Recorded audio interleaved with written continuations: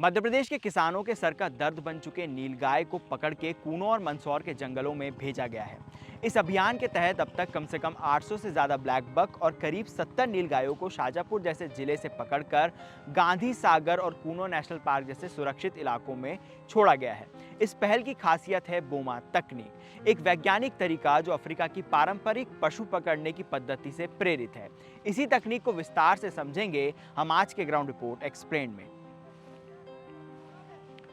Africa में विकसित यह तकनीक जंगली जानवरों को पकड़ने का एक बेहद ही सॉफ्ट एंड सेफ तरीका है। इसमें फनल या कीप के आकार का अस्थायी बाड़ा लगाया जाता है। इसका चौड़ा हिस्सा जंगल की ओर और सकरा हिस्सा पकड़ने वाले क्षेत्र की ओर होता है।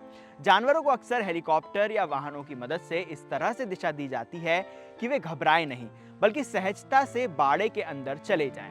जब जानवर अंदर पहुंच जाता है तो सकरे भाग को बंद कर दिया जाता है। फिर पशु चिकित्सक उनकी सुरक्षित जांच करके ट्रक या पिंजरे में स्थानांतरित करते हैं। इस तकनीक में ट्रैंक्विलाइजर या जाल का उपयोग नहीं होता और जानवरों को कोई शारीरिक नुकसान नहीं होता।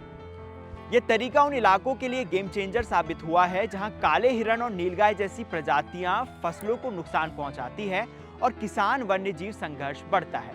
अफ्रीका में बोमा तकनीक का इस्तेमाल कई दशकों से किया जा रहा है, खासकर इम्पाला, कुडू और ज़ेब्रा जैसे झुंड में रहने वाले जानवरों के लिए।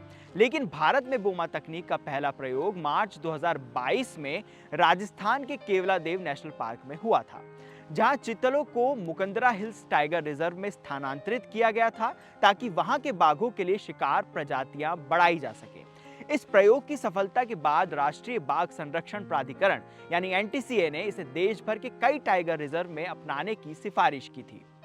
मध्य प्रदेश ने 2025 में इस तकनीक को और आगे बढ़ाते हुए हेलीकॉप्टर सहायता प्राप्त बोमा ऑपरेशन शुरू किए, जो भारत में एक आधुनिक वन्यजीव स्थानांतरण अभियान बन गया।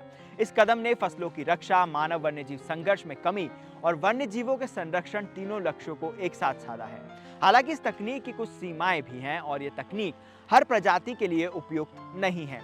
यह मुख्य रूप से मध्यम और बड़े आकार के झुंड में रहने वाले शाकाहारी जानवरों के लिए कारगर है, जैसे छोटे मृग, अकेले रहने वाले मांसाहारी जैसे शेर या चीता, या बड़े सींग वाले आक्रामक जानवरों के लिए अन्य तरीके अपनाए जाते हैं ताकि उन्हें चोट या तनाव से बचाया जा सके।